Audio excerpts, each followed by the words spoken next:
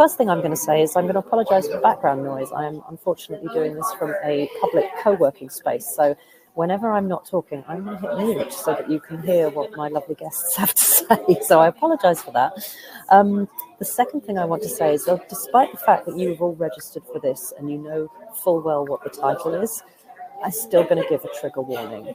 I don't know exactly what we're going to get into today, but I'd say there's 100% possibility we're going to be talking about death, because that is the nature of the conversation. We may end up talking about things like suicide as well. So I just wanted to make that known to people before we start, in case you accidentally thought that you were signing up for the HRIS one and you get a horrible shock in the first 5 minutes. You never know. So this, for me, is an extremely important subject. And there are two experiences that I have had in my life that have meant that I think this is something that we really need to talk about. So back in 1986, when I was 13, my grandfather passed away rather suddenly. And I had to have a few days off school, as you do when that sort of thing happens. And I remember going back to school and feeling like a pariah because nobody knew what to say to me.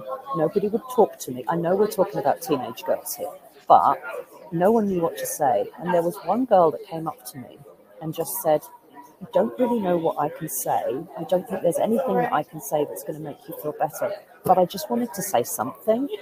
And I remember feeling so grateful that she had had the maturity, actually, to acknowledge that this is a pretty shitty thing that happens when we lose somebody, but I don't want to pretend you're not there and pretend it's not happening.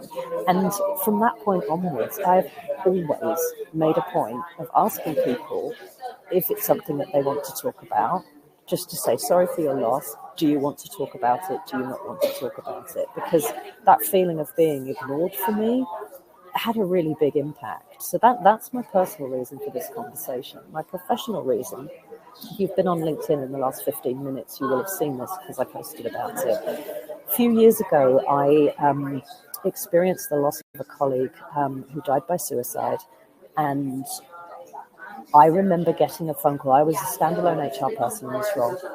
I got a phone call that literally just said, Kirsty, so-and-so has died by suicide. What do we need to do? And there was no pause between the statement of this person's death and the question about what we needed to do. And it hit me like a ton of bricks that they were talking to HR. They weren't talking to Kirsty.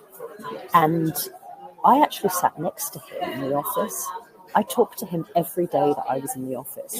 He was in a very senior role in our company, and he was actually one of the main reasons that I had taken the job, because I thought he was such a great guy. So as you can imagine, the impact on me personally was pretty significant. I was gutted to hear that we had lost him. And it was just, my role from that point on was to make sure everybody else was okay and to make sure that the company did the right thing. So that's my professional reason for wanting to have this conversation, because, I joke all the time about us not being considered as human beings, but just being seen as HR. But when it's something like that happens, that really has an impact on you. So I'm going to get stuck into the questions that I've got for my lovely guests today. Now I'm going to introduce them. So we have Charlie Hart, or Awesome Charlie, is joining us. And I know that Charlie's experience in HR has been more on the HR analytics side, but she has some very personal experience of bereavement. And I feel that her perspective is going to be quite helpful in terms of, how we deal with other people when they're going through grief, and what are the things that we can do ourselves to help us process it. I'm also joined by Neil Lawrence and also by Neve Hannon. And all coming from a slightly different perspective here, which is rather nice. So let me start off, because the whole subject of death and bereavement is still considered to be a bit of a taboo by lots of people. What are your thoughts around how we handle grief in general as a race of humans, and in particular when we're at work? And So my career, first of all, as a secondary school teacher, wellbeing background, and training in psychotherapy, although not therapeutic use, just for kind of working one-to-one and with groups. And then more so as a coach. I defy anyone who's in the coaching industry to tell me that they can do that job without touching on the importance of grief. And I think for me, so I kind of frame it in a bigger frame than just death. I think of it in terms of loss and transition and change, all of which it's like a domino effect. You know, each change that we have, each new start we have, each ending we have, they all pick up the cards for everything we've had that went before.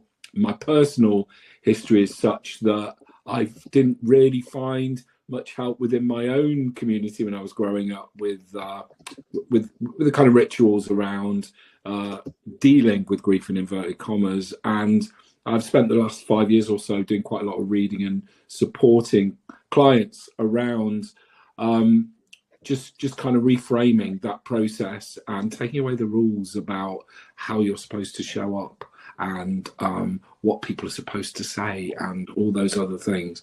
So for me, it's about being able to be present with what's going on. It's about being able to lean on people around you and for people around you to understand, you mentioned it before, Kirsty, but about even if it's not the inappropriate thing to say, just to get a sense that they're connected. And, you know, we all worry so much, especially in the current climate, that anything we might say might be offensive, that I think it's even harder at the moment for people to consider that. And that's so important in work. I've had some terrible experiences in work of being forced back after bereavement, and just the longevity of the grief process too. I think everyone in some form or other is grieving after the pandemic. I think it has scrambled lots of our ability to trust in the world, that uncertainty piece, which I think is showing up with lots of people in terms of distrust of their lives, their day, the person in front of them and what that person might do. There's lots of reactive, aggressive, worried, anxious behavior I'm seeing at the moment. And all of this is kind of, for me, is part of a piece and the bigger picture. So I will wrap up in a second. So I would say grief is around not making the word death taboo and actually making it part of what our everyday existence is as well, and allowing for that. And also, final word on this will be just about HR and just how much HR have had to cope with, especially since the pandemic, and what they're holding for all the grief that a company is going through, and what they're supposed to flip it in terms of keeping it legal in inverted commas, but then also going home. You know, I've got supervision if I get a very difficult form of situation to deal with or work through. You know, what do HR get? So my final challenge. Well, it's interesting that you raised that, because we're doing a webinar in April on the case for supervision for HR professionals. So for those of you that don't know what that is, when you work in like the medical profession, or if you're a therapist, a psychotherapist or a counsellor, you have to have clinical supervision. Neve, you probably know more about this than I do, but it supports development, doesn't it? And also learning from situations that you've had to face. And you know, there is a train of thought that says, as Neil just said, that HR should benefit from supervision. Because it's interesting, because I put the webinar brief out there, but I think people see the case for supervision and they think about management, and I'm like, oh no, it's not that kind of supervision. It is about, you know, helping us. I mean, goodness, I could have done with it multiple times in my career. So just to go back to the question about grief, Neve, let's just check we can hear you this time. Yeah, hopefully you can. Yes, yes. Hooray. Oh, and it looks like when I left that everybody got pushed out. I'm so sorry. Did. Oh my God, They did. Everybody worked out how to press the button again, so it was all good. So what are your thoughts around, you know, how we handle grief? Do you think we handle it in a healthy way? Do you think it is still taboo? And, you know, what are your thoughts around that?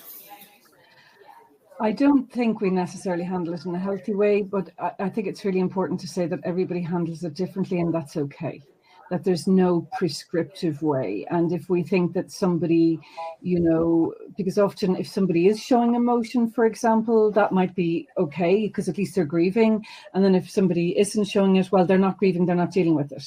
And so they're judged accordingly, and that's just not helpful. So I think one of the most important things really is that kindness, that compassion, and that realization that everybody's different, and we need to give people time and space to really travel their own path with their grief. And for some it might be delayed, and for others it just shows up in different ways for different people at different times. And it's really, I think one of the hardest things in the workplace is that once somebody returns to work, that first day, of course, everybody's all awkward and I must say something or acknowledge, because I haven't seen that person since. And then it's forgotten about. It's like you're expected just to get back to normal, and you might not be normal for another couple of years, depending on what what the relationship was and what you're going through. And I think that takes a huge amount of kind of awareness and compassion on behalf of leaders, really, and managers to remember that this person's tank is not going to be full. That cup that we talk about, or your battery, they're not going to have a full battery for a long time. And so there's that extra level of compassion needed. And I think what you said is really important, Kirsty, as well, that, it's having the courage to acknowledge it with somebody, but not force them to talk, not put them in an awkward situation, and just let them know, I'm here if you need to talk. And sometimes even reminding, because I've, in my friend group, even over the past year, there was a lot of loss.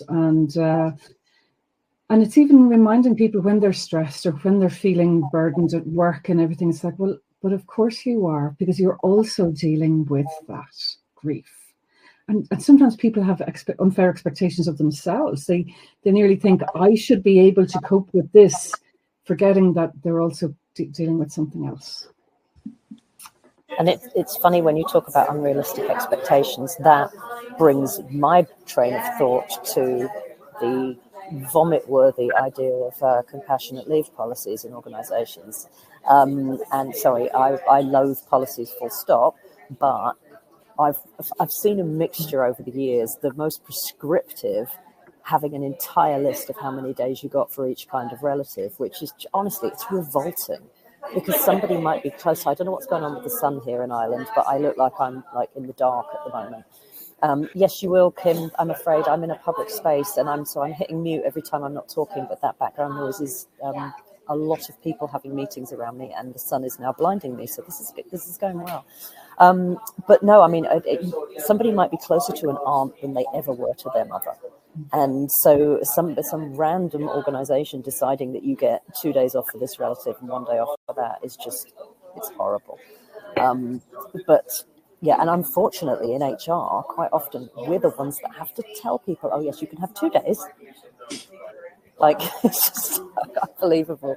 But yeah, we're always often the ones that have to deliver that news. So yeah, sorry, that's where my brain went.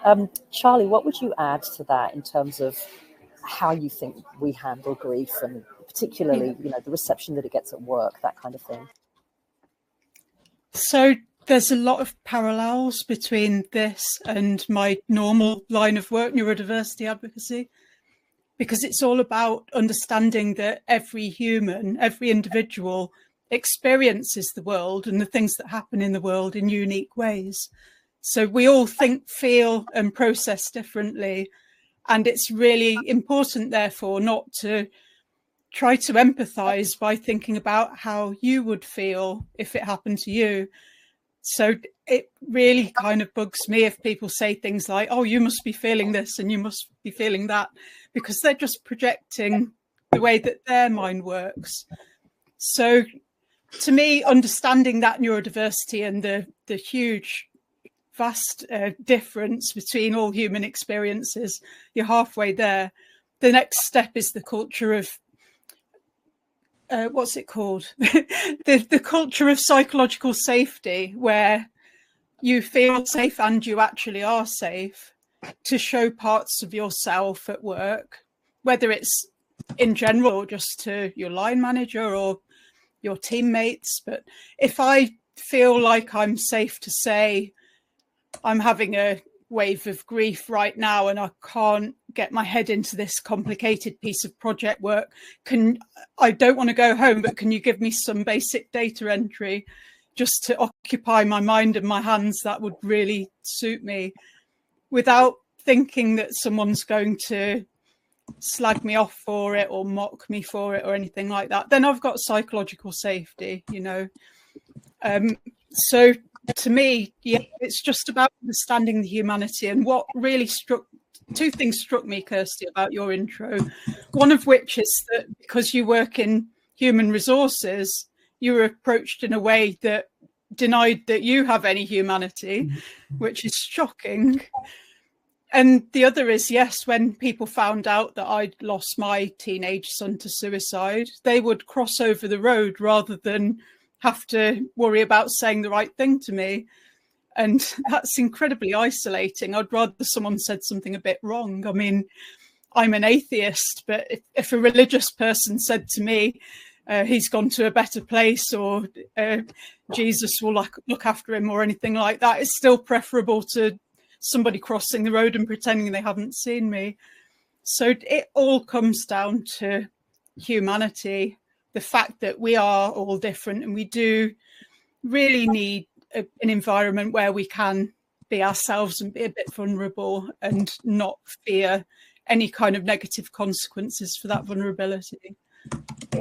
And when it comes to the workplace, because it's hard enough, like you said, Charlie, people crossing the street.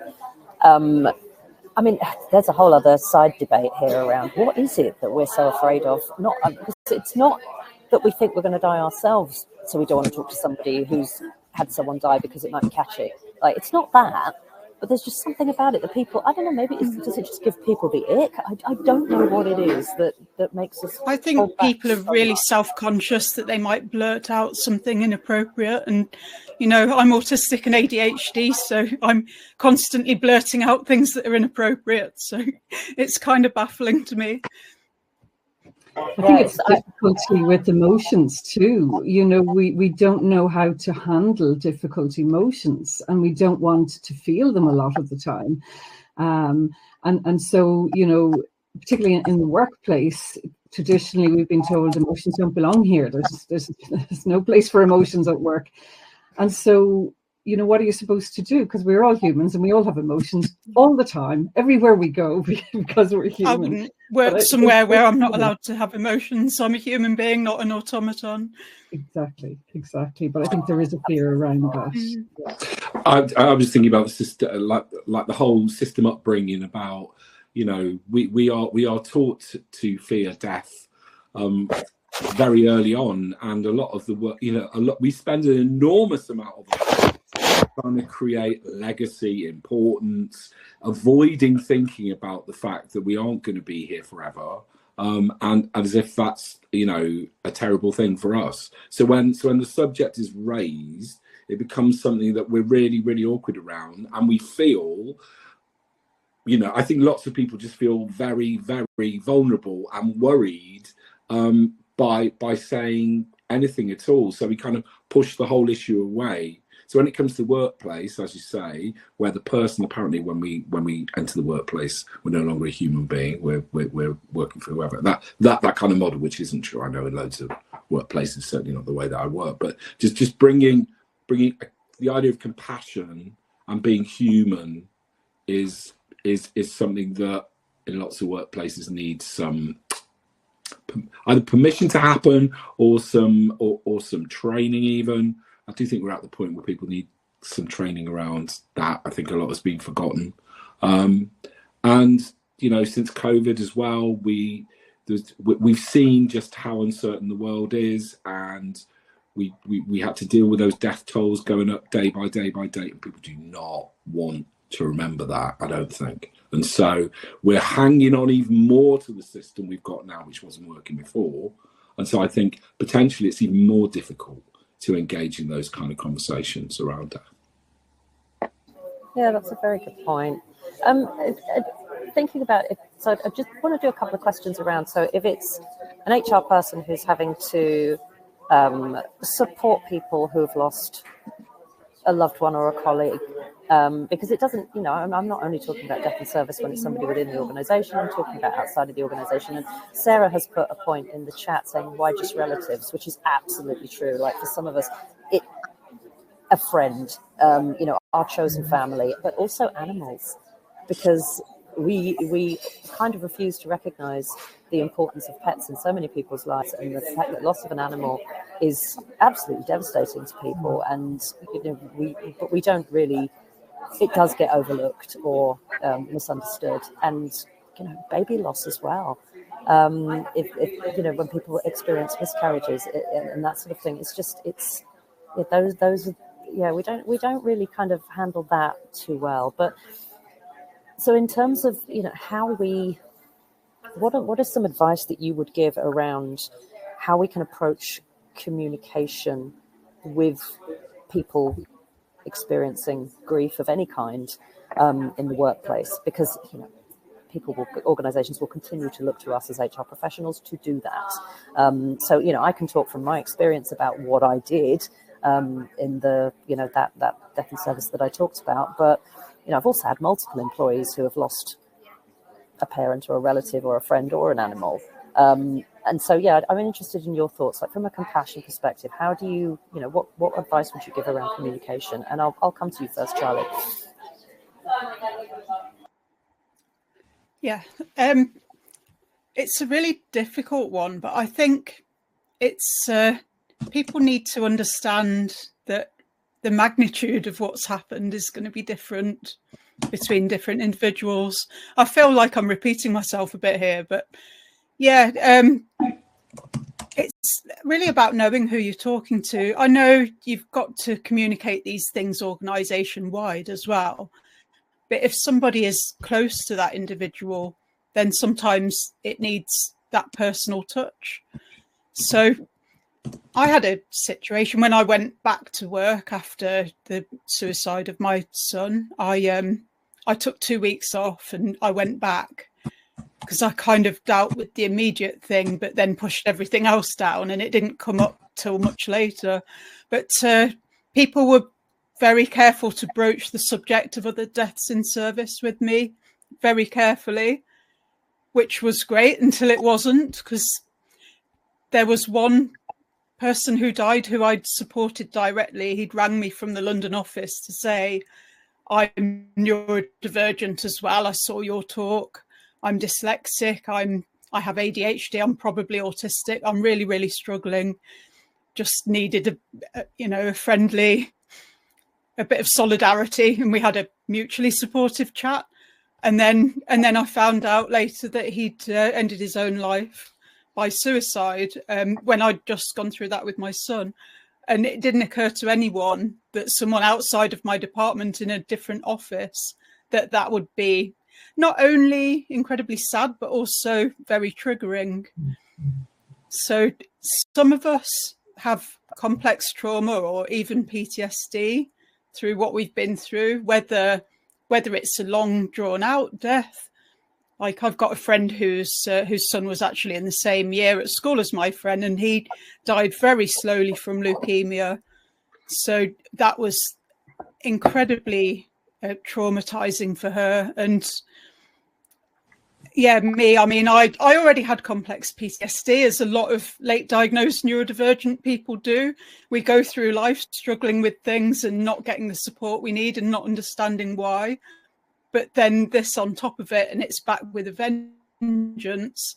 So I need people to understand the psychological triggers and the trauma responses, and not to assume that it's all about loss and missing somebody and bereavement and grief, because it is very much about trauma as well, and very much about dissociation as well.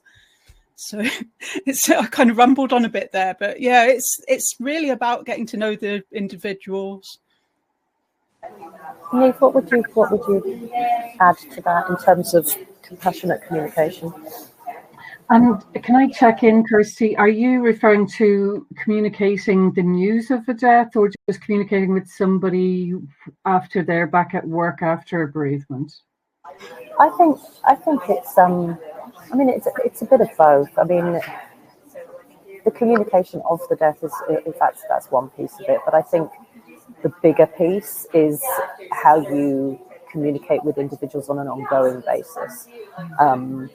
Because I think with the initial announcement, people tend to just be factual, but it's the follow-up that can either be really badly handled or well handled. So I think, yeah, how do you, you know, if you're in a professional situation where you know there's somebody experiencing grief, you know, what's a good way of approaching that? I suppose because there's a few questions in there, there's a few answers. I'm really bad for that, sorry. Not at all, no. So in general, I would say, you know, ask the person, you know, to guide you. And because everybody's individual, and because everybody has different needs and wants, and that also what they want today might change. You know, in a month's time, they might feel differently. But I would have that one-to-one conversation and say, look, I'm just really aware that you know, it's a tough time, and I want to just check in with you and see what do you need from us. How do you want us to communicate with you? How often would you like me to check in with you? You know, how are you finding things in your team? How are you finding things with your manager? And is it okay me even asking you these questions? Is that helpful or not helpful? Would you like me to check in with you again? And when? Like, are we, you know, for some people, they really, it's like when somebody's off on sick leave either, or any kind of leave. Some people are disgusted if their workplace doesn't even contact them to see how they are. And other people are like, I can't believe my workplace are contacting me when I'm on sick leave. So we all have different sets of expectations. And so we have to find out, it's like coming to an agreement and almost contracting with the person. What's going to work for you? What's going to be helpful and supportive? What's the right level of help and support for you? And also to make it clear that, you know, I'm here if you need me. You can also come to me outside of those times. Just because we've arranged to meet next week, if you need me this week, you come and get me. And ideally, a person's, you know, manager would be having that conversation. It's not left to HR, to somebody who's often in a big company quite separate. It should be the team lead who's having that conversation. But I would also offer an extra layer of support. Communicating is in the immediate aftermath, like where so some of the work that I do is I respond where there's a critical incident in a workplace, so whether it's death or suicide of a colleague, as well as, you know, many other different types of critical incidents, but that's probably the most relevant today. And so somebody like me is often called in the 24 to 48, kind of 72 hours after something like that has happened, to give people a safe space to express some of what they're feeling, or not, whatever feels safe for them. But it is about creating that safety and helping people to recognize what's normal for them. And that takes a little bit of pressure off the person in HR, because it's like, okay, we've got you know, a mental health professional coming in, and that mental health professional is usually available for one-to-ones as well as group support.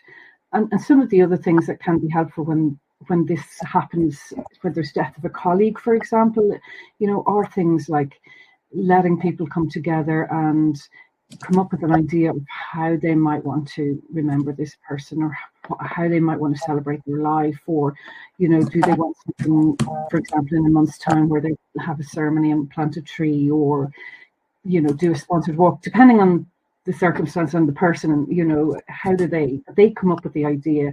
And it helps kind of, in a way, I don't mean keep that person alive, but it means that it's like we're actually giving time to pay our respects and feel our feelings and talk about this, and not pretend that everything's just normal.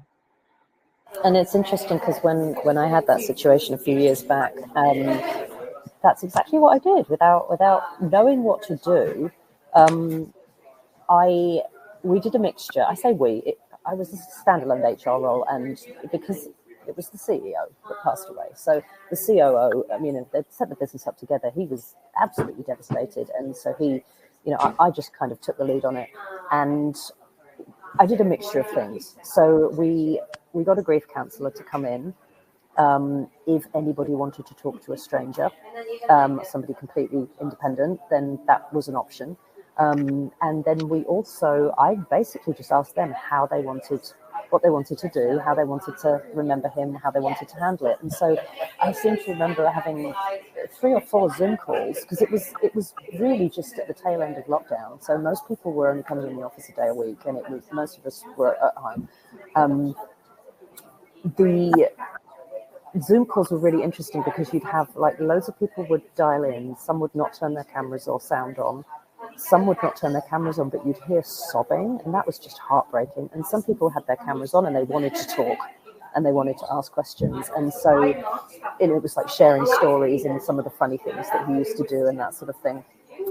But I found that, obviously it was a small company. It was only about 40 of us, and I think it had an even bigger impact because of that, because every single person knew who he was. And but we had Pizza Friday about 2 weeks after he died, because he used to love doing Pizza Friday, and one of the guys suggested, let's have Pizza Friday in his honor, and we did, and it was really lovely, and everybody had a beer and raised a glass, and it was just that mixture of allowing people whatever time they needed and to deal with it in whatever way they wanted.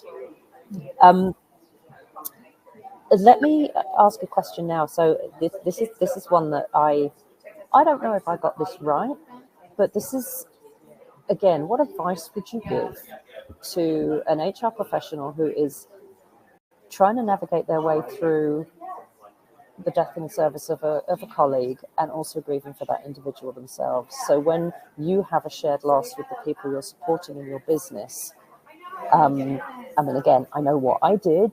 I don't think I took enough care of myself. I think I put everybody else first as a surprise. But how would you recommend somebody kind of balances their own grief with that of other people? Neil, I'll come to you first. Well, actually, I was kind of jotting down some notes from the last question. I think the answers are exactly the same. So I'm going to start. I don't know if this comes across on the screen. Just make sure you can all hear me as well. But I purposefully dialed down my professional, whatever that is, to really just trying to get in touch with me and kind of bring some more of that in. I think that's the first thing.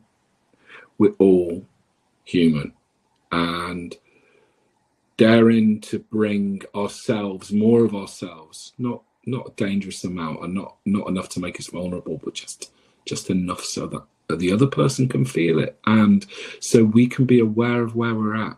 For me, it's meditation.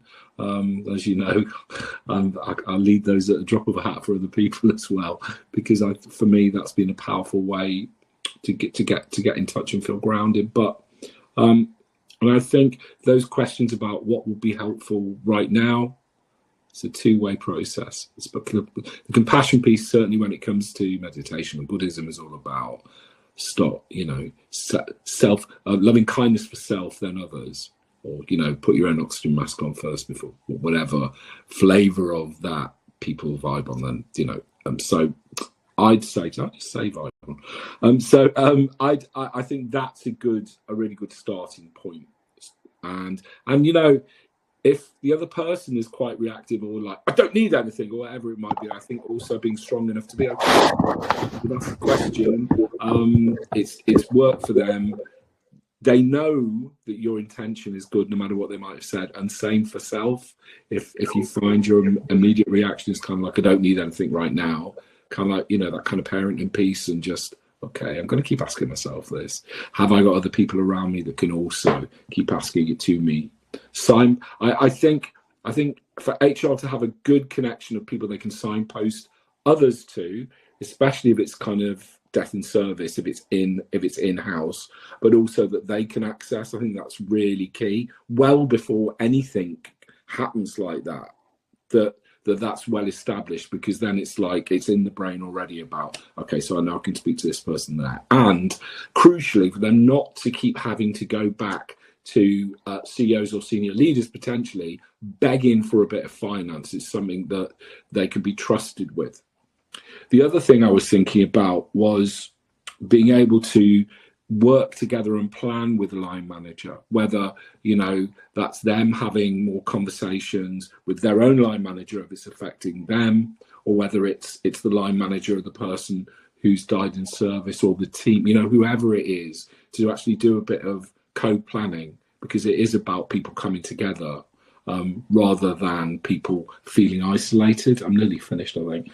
And again, I come back to it. Coaching is, you know, I don't call myself a grief coach, but sometimes I'm dealing very much so with people's losses and transitions and their own trying to show up at work when they're going through their own stuff. When, you know, and me too. My dad died last year, and I was doing an inordinate amount of grief, transition, loss, job loss coaching last year. You know, it was everywhere. You know, so there's that bit. Supervision, again, it's just another reason why HR really could do with having that, because there's always going to be a difficult conversation about something that's quite sticky and icky, which for me indicates that having somewhere to go and go, let's try this out, and just stop it being on the shoulders and having a neutral space to think about it would be really helpful. And finally, I think being aware when company protocol is interfering directly with personal ethics, but either because somebody's having to deliver the news about how something's going to be dealt with or not dealt with for other people, but actually if it's affecting you as well. Coming back to what was being said before about relatives and just how many places do go, you know, so it's not a direct relative, you know. So yeah, I think all of those things together could make quite a significant difference. You made some really good points in there, and it made me remember as well. So here's an interesting twist to my tale of my former CEO. The senior managers who made the announcement to staff decided not to let anybody know that it was suicide, even though the suicide had actually taken place at our office. They decided, because there were only 2 people in the office that day, everybody else was working from home. So those 2 people knew exactly what had happened, and I knew what had happened, and the leadership team knew what had happened, but they decided not to tell anybody else what happened. No clients, no suppliers, none of the other employees. The worst part of that was, and I've said from the start, that's wrong. It's wrong. We need to tell the truth. As long as his wife is okay with it, we need to tell the truth, because it will come out. It turned out we shared office space. It was like a co-working building. Every other company in that building knew exactly what had happened. So I had employees from my company finding out 3 months later because they were talking to someone in the kitchen. And there was a couple of employees, like I said, we were only 40 people. There was one girl who only found out a year later, and it was almost like she had to grieve again because she thought that it was an accident. And then she suddenly found out that it wasn't a year later. And I remember saying on the day, I don't think this is the right decision, but that was what they went with. Anyway, so yeah, I think that for me, that was an ethics thing. And I think that honesty would have been the best policy, because I actually think they made it worse for people by not telling the truth. Anyway. Neve, what are your thoughts around, I guess, you know, balancing your own grief whilst trying to help other people, or strategies that can help you when you're going through something like that? I think, first of all, you know, and I'm thinking back to your own story, Kirsty, I think, you know, HR are people too, and you need to have permission to say no if it's too much. And to, you know, kind of, if this is impacting you too much, then you can't be the person to help others. And it's like, okay, so at that point, then, you know, who can we call in? Because I actually can't do this. So it's that kind of even awareness of being able to separate, okay, well, actually my own response, or it may be, as Charlie talked about, maybe it has been triggering for, I don't mean your example, but for any HR person, it may trigger their own stuff because they're human too and they have their stuff. And so it's recognizing if I'm being triggered, or if I'm having a big reaction to this, then I need to separate myself out. I can't be this. I need to go and find some support for me, and I can't be the person who gives support right now. And it's having that kind of permission to do that. It's very difficult. You were in that position on your own, that sole HR person, no team, and so there was that capacity to go in and do that work and be there for everybody else. But I think that's really important. First of all, is to give yourself permission if needed to do that. And I think what I'd add to that actually as well is, when you're being asked to perform the role of grief counsellor or therapist, we're not qualified to do it. No. The people that do that for a living have gone through extensive medical and other training. And so being able to say, because I've had that before, not in that particular situation, but I have, there have been many death and services over the years, and where people would say, well, can't people just come and talk to you? And I have always said, I am not qualified. It's funny, isn't it? We're all very comfortable saying, I'm not able to give you pension advice because it's illegal for me to do so because I'm not a pensions advisor. But when it comes to that, because it's more about emotion, there's an expectation that, well, HR can just do it. And you're like, actually, I can't, because I will not say the right thing. I will not be helpful, and I am not qualified to do it. So I think it's really important to recognise your limitations in terms of your role.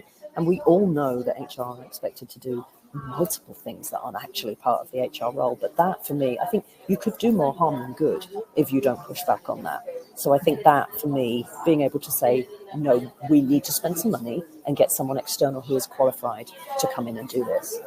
Yeah, absolutely. And in my experience, companies that I've been called into obviously have called me and have been good in that sense, where even if,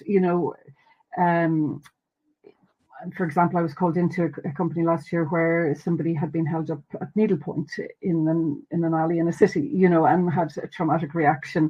And the company, were straight in there and supporting. So, but you're absolutely right, that ability to kind of recognize your own boundaries, recognize your own limits, recognize, okay, this is going into a role where it's not safe for me to go into, and it's not safe for the other person for me to pretend to play that role of counselor, or but the HR person may be the person who kind of is that in between holding space, who has the conversation and determines that further resources are needed, and determines that, okay, and may have to say to the person, obviously, I'm not a counselor or therapist, and so, but I can help you if that's what you think that you might need.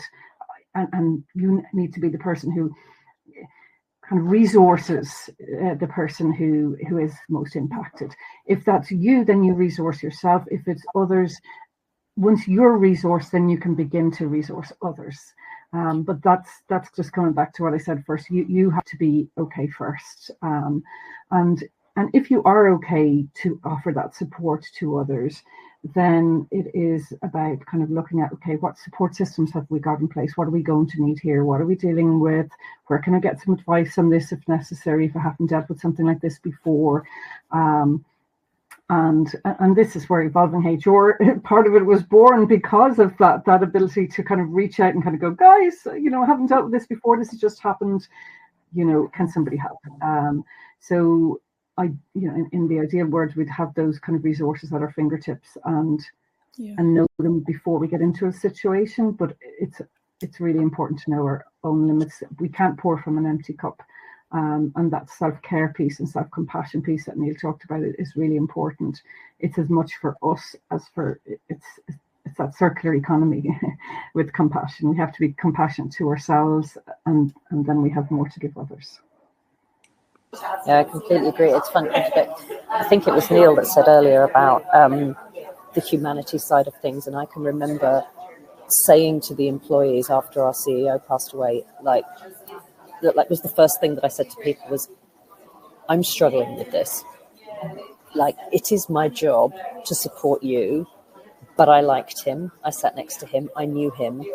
I'm feeling this as well. And they were actually, it was because it was a small company, it was actually, they were great. I have not always had that in other places. Yeah, there's a horrendous story that I did a LinkedIn post about once, where our office manager, when I was in the States, our office manager, she passed away in her sleep. She was 32, undiagnosed heart condition, just like didn't come to work one day, and then we found out that this had happened. And about half an hour after we found out that this had happened and people had started to hear in the office, one of the senior trading leaders came into my office and started talking about some bloody recruitment or something that absolutely could have waited. And I remember saying to him, can we talk about this later? I'm trying to navigate this situation. So, because I thought maybe he hasn't heard. And he literally looked at me and went, oh, I never liked her anyway. And I remember saying, you do know she's passed away? And he just shrugged and went, maybe we can get someone good now. And I think that was the point that I realized that I probably didn't want to work in oil trading anymore. Because I have never encountered such a cold attitude towards the death of a human being, simply because it was like getting in the way of what he wanted to do at work that day. And yeah, I basically shooed him out of my office. It's amazing how you suddenly find your assertiveness when you're confronted with somebody being such an absolute arse. You just don't care if you offend them or not. But anyway, so yeah, I've had some interesting experiences over the years. The other thing I wanted to talk about, I know Neil talked about meditation. Neve, you just said that. I love that expression, you can't pour from an empty cup. And Charlie, you talked about things as well that work for you. But I know for me, it was taking a step back. And I'm a talker, in case you hadn't noticed, anyone who's ever met me.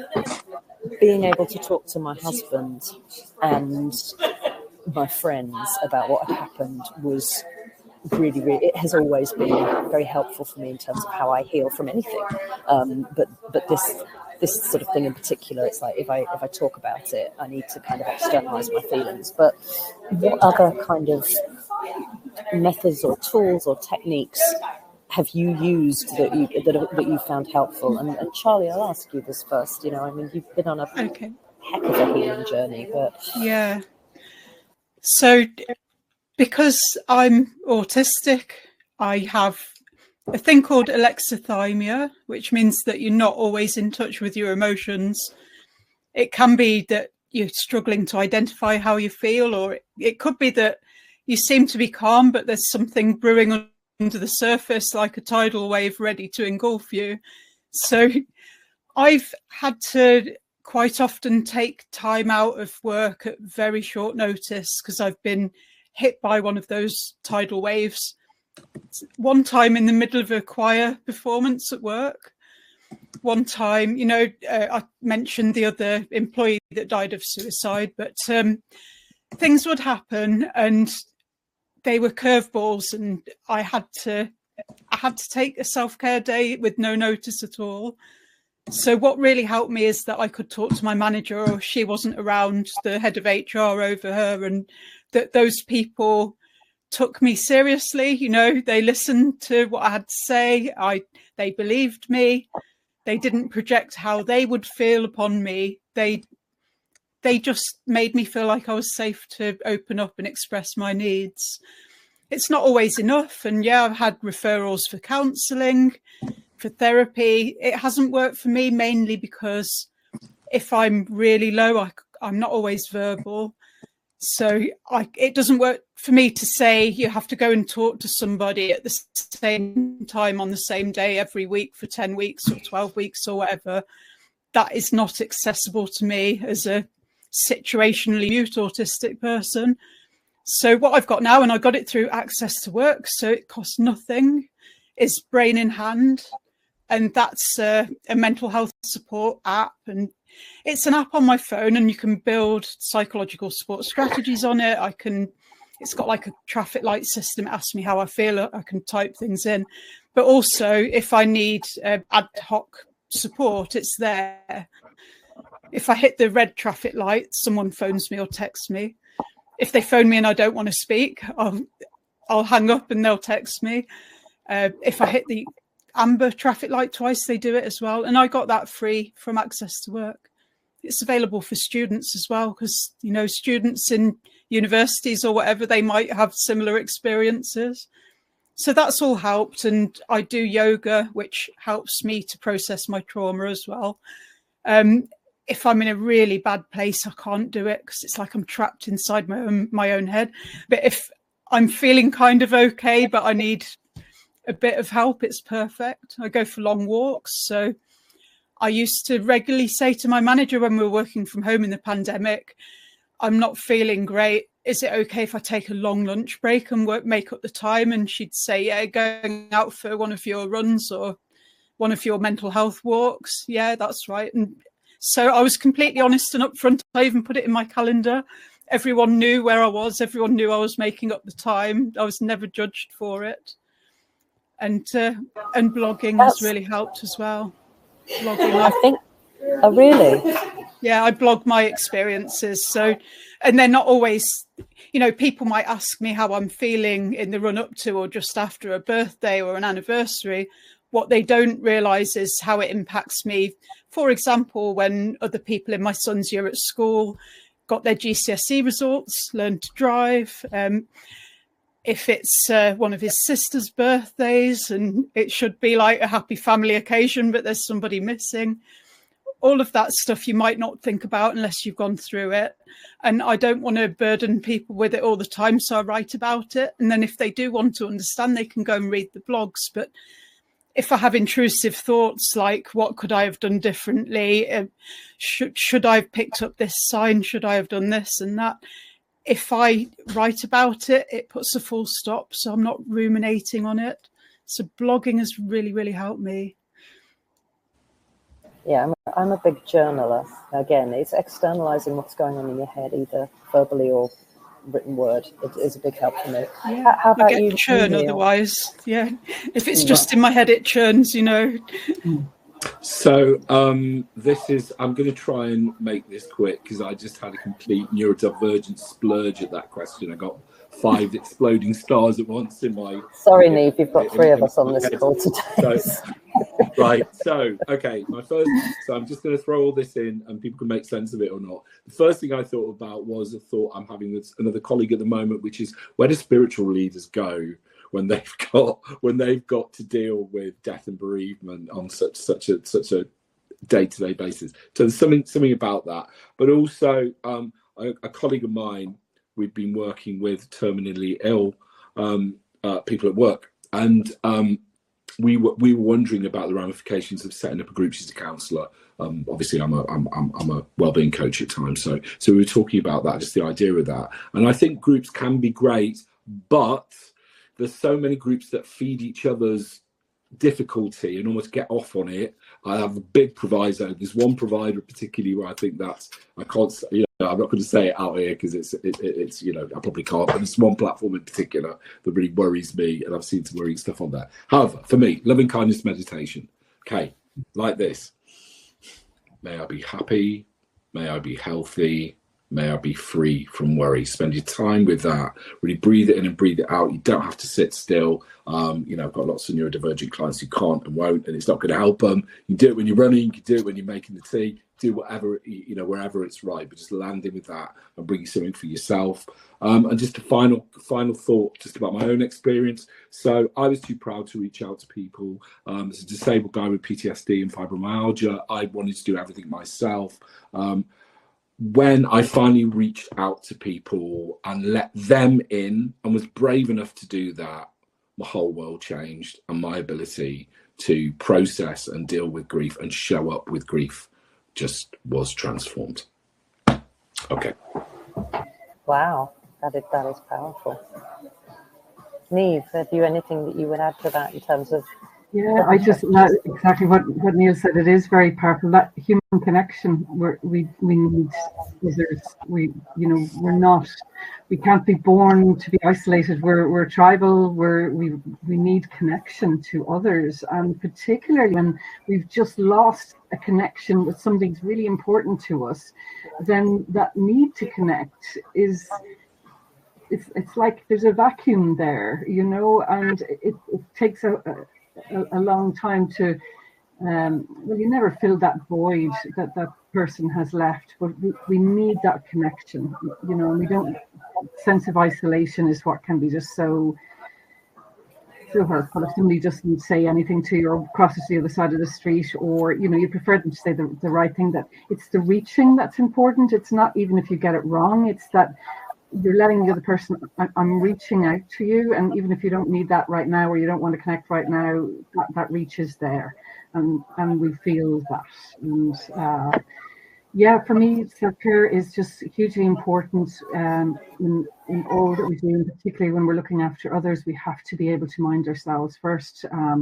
It's whatever that is for you. For me, I meditate at night. I go for a walk in the morning with my dog. There's things that keep us sane. And boundaries are really important too, because very often we get into these helping professions, and HR included, because we might be people pleasers, or we like to help others, or might go into rescue mode, or all of those things, and all of those call for boundaries and awareness around boundaries. So that's very quickly kind of putting a few things out there. That's really helpful. Thank you. Gosh, we're out of time. I did pop in the chat if anybody had any questions they wanted to ask. But if that is not the case, then we can wrap things up. I could honestly, every single one of these that I've done so far for Evolving HR, I could continue the conversation for like 4 hours quite easily. It's like we've had some really interesting and necessary topics so far, and more to come, which is great. So thank you to all three of you for joining me today. I really, really appreciate you giving your time and, giving such useful information to people. And I'll get this uploaded on the app so that people can watch the recording if they weren't able to make it today. But thank you very much. Enjoy the rest of your day. Thank you. Thank you. Thank you.